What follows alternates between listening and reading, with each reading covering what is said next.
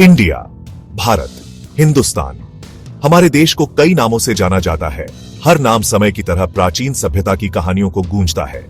हमारा इतिहास एक विशाल और जीवंत टेपेस्ट्री है जो अध्यात्म, दर्शन, विजय और रचनात्मकता के धागों से बुनी गई है। सिंधु के उपजाऊ मैदानों से लेकर हिमालय की बर्फ से ढकी चोटियों तक हमारी भूमि का हर कोना पुराने समय की कहानियों को सौग सागता है। उनकी विरासत एक समृद्ध धरोहर है, ज्ञान और प्रेरणा का एक स्रोत है जो आज भी हमें पोषित करता है। हमारे इतिहास की यात्रा भारत की आत्मा में एक यात्रा है। हमारी यात्रा भारतीय सभ्यता के पालने सिंधु घाटी में शुरू होती है, जहां लगभग 5000 साल पहले एक उल्लेखनीय संस्कृति फली फूली। सिंधु घाटी के लोग, जिन्हें हम हड़प्पा के नाम से जानते हैं, उत्कृष्ट शहर नियोजक और कुशल कारीगर थे। उनके शहर जैसे हड़प्पा और मोहनजोदड़ो उनकी प्रतिभा के प्रमाण हैं। इन शहरी केंद्रों में एक परिष्कृत ग्रिड प्रणाली थी, जिसमें चौड़ी सड़कें, प्रभावशाली जल निकासी व्यवस्था और बाथरूम और कुओं से सुसज्जित बहुमंजिला घर थे। हड़प्पा के लोग व्यापार और वाणिज्य में भी माहिर थे। उनका नेटवर्क दूर दूर तक फैला हुआ था, जो उन्हें मेसोपोटामिया और अन्य प्राचीन सभ्यताओं से जोड़ता था।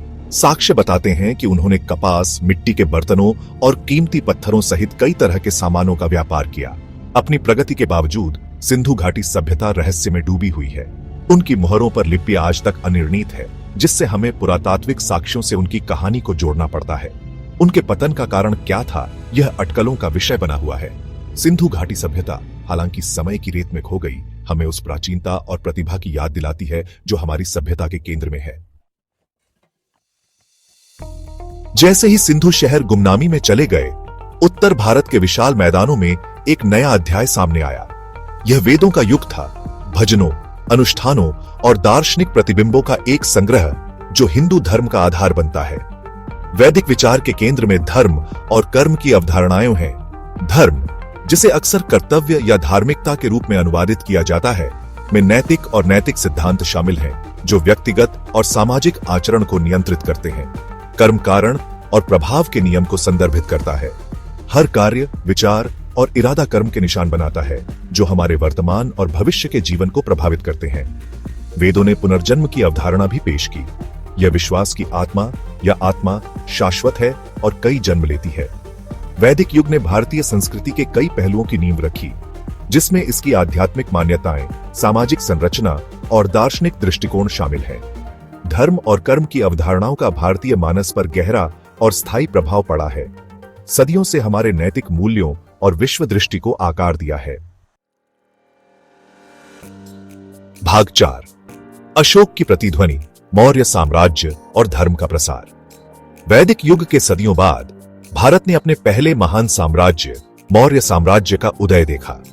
चंद्रगुप्त मौर्य द्वारा स्थापित यह विशाल साम्राज्य सिंधु नदी से बंगाल की खाड़ी तक फैला हुआ था, जिसने अधिकांश भारतीय उपमहाद्वीप को एक ही बैनर तले एकजुट किया था।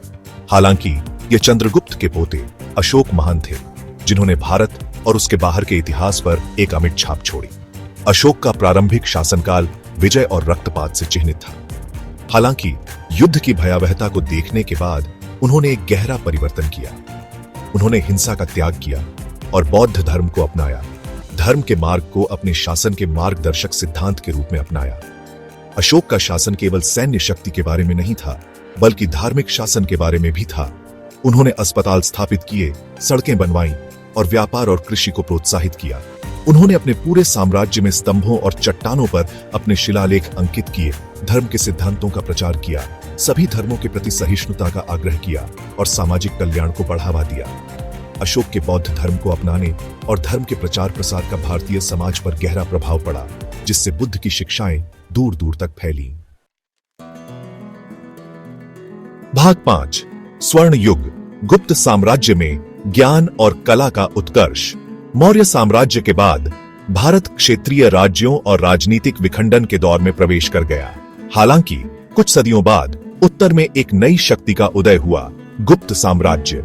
हालांकि भौगोलिक रूप से मौर्य साम्राज्य जितना विशाल नहीं था, गुप्त काल को अक्सर भारत के स्वर्ण युग के रूप में जाना जाता है, जो अद्वितीय बौद्धिक, कलात्मक और सांस्कृतिक उत्कर्ष का समय था। गुप्त कला, विज्ञान और साहित्य के संरक्षक थे। उनके शासन में भारत ने संस्कृत साहित्य का पुनरुत्थान देखा। जिसमें प्रसिद्ध कवि और नाटककार कालिदास शाही दरबारों की शोभा बढ़ाते थे। गुप्त काल में गणित, खगोल विज्ञान और चिकित्सा के क्षेत्र में भी महत्वपूर्ण प्रगति हुई। आर्यभट्ट, एक प्रतिभाशाली गणितज्ञ और खगोल शास्त्री, ने पाई के मान और सौर वर्ष की लंबाई की उल्लेखनीय सटीकता के साथ गणना की। गुप्त युग में कला और वास्तुकला की एक विशिष्ट शैली भी देखी गई। उत्तम मूर्तियां अक्सर हिंदू पौराणिक कथाओं के दृश्यों का चित्रण करती है, मंदिरों और महलों को सुशोभित करती है। अजंता की गुफाएं बुद्ध के जीवन को दर्शाती अपनी लुभावनी भित्ति चित्रों के साथ इस काल की कलात्मक प्रतिभा का प्रमाण है। गुप्त साम्राज्य हालांकि अपेक्षाकृत अल्पकालिक था, बौद्धिक प्रतिभा और कलात्मक भव्यता की विरासत को पीछे छोड़ गया। भाग 6, मीनारें और मुगल वैभव, संस्कृतियों का संगम। गुप्तों के सदियों बाद मुगलों के आगमन के साथ भारतीय इतिहास में एक नया अध्याय सामने आया। चंगेज खान के वंशज मध्य एशिया के रहने वाले मुगलों ने एक विशाल साम्राज्य की स्थापना की, जो भारतीय उपमहाद्वीप के अधिकांश हिस्सों में फैला हुआ था। 3 शताब्दियों से अधिक समय तक चलने वाले उनके शासनकाल में संस्कृतियों का एक उल्लेखनीय संगम देखा गया, जिसके परिणाम स्वरूप फारसी, मध्य एशियाई और भारतीय परंपराओं का एक अनूठा मिश्रण हुआ। मुगल सम्राट कला, वास्तुकला और साहित्य के अपने संरक्षण के लिए जाने जाते थे। भव्य मस्जिदें, राजसी किले और भव्य महल बनाए गए, जो उस युग की स्थापत्य प्रतिभा को प्रदर्शित करते थे। ताजमहल, शाश्वत प्रेम का प्रमाण, मुगल वास्तुकला का ताज है। इसका सफेद संगमरमर का अग्रभाग और जटिल जड़ाऊ काम आज भी दिलों को मोह लेता है। मुगल दरबार संस्कृतियों का एक पिघलने वाला बर्तन बन गया, जिसमें दुनिया के विभिन्न हिस्सों के कलाकार, संगीतकार और कवि विचारों और कलात्मक अभिव्यक्तियों के जीवंत आदान प्रदान में एकत्र हुए। मुगल साम्राज्य हालांकि अंततः आंतरिक संघर्षों और बाहरी दबावों के कारण डिक्लाइनिंग हो गया, कला, वास्तुकला और सांस्कृतिक समन्वयवाद की एक समृद्ध विरासत को पीछे छोड़ गया। भाग 7, राज से स्वराज, स्वतंत्रता संग्राम और एक आधुनिक राष्ट्र। मुगल साम्राज्य के पतन ने ब्रिटिश ईस्ट इंडिया कंपनी के उदय का मार्ग प्रशस्त किया। 19वीं सदी के मध्य तक अंग्रेजों ने अधिकांश भारत पर अपना नियंत्रण स्थापित कर लिया था। ब्रिटिश शासन ने आधुनिक शिक्षा, प्रौद्योगिकी और प्रशासनिक प्रणालियों की शुरुआत की। हालांकि इससे आर्थिक शोषण और पारंपरिक उद्योगों का क्षरण भी हुआ। इससे स्वतंत्रता की लालसा पैदा हुई, जिसका समापन भारतीय स्वतंत्रता आंदोलन में हुआ। 1857 के सिपाही विद्रोह से लेकर महात्मा गांधी के नेतृत्व वाले अहिंसक आंदोलन तक भगत सिंह, रानी लक्ष्मीबाई, सुभाष चंद्र बोस, सरदार पटेल, नेहरू और अन्य नेता उभरे। 15 अगस्त 1947 को भारत ने स्वतंत्रता प्राप्त की। स्वतंत्र भारत ने एक लोकतांत्रिक गणराज्य की स्थापना की।